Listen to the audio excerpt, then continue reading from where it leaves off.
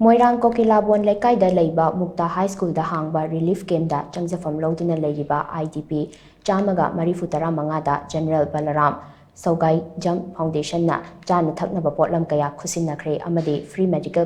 Camp Pangthoktuna Hidak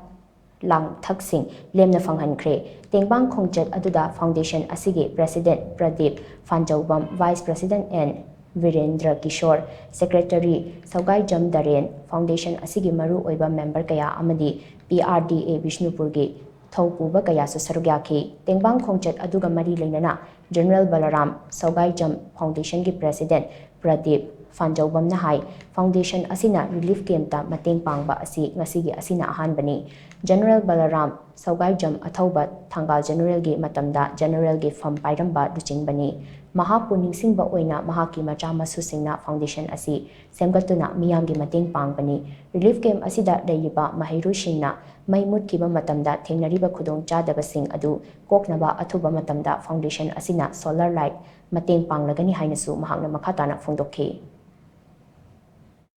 Koi iba sing babung sing moina dom kan sedati moi thabak si ha khaina raga hodu pusiam kana chathaboya ya da koi jerum ya dan leram sine de leba ki rang chong thorok paninya sile ta hodu ri ke kan de no koi foundation lebe se highway sigi wakan ji tar kan sita koina ha ke relief camp chat pasina han hol si de de su han chat ba horokan bu ka do ni koina to ya hum ji ko ta suma koina table phomoga nei na bu no ya re na field salaga Urakansidda koi taunungba sisu aduga prajagi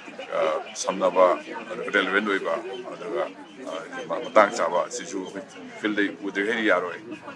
adu unabagi damukta koi aham chalasi mukta da aina hai kansida koina koi khangde kai kai da relief ji lei yam nei khaga luna khangde PRD da koina hangansida sina aham hobigi sine paile matik jarni hana laga koina haba yam kana chaudruga su koi relief matam cha koi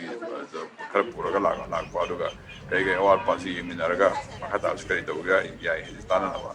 mai hodok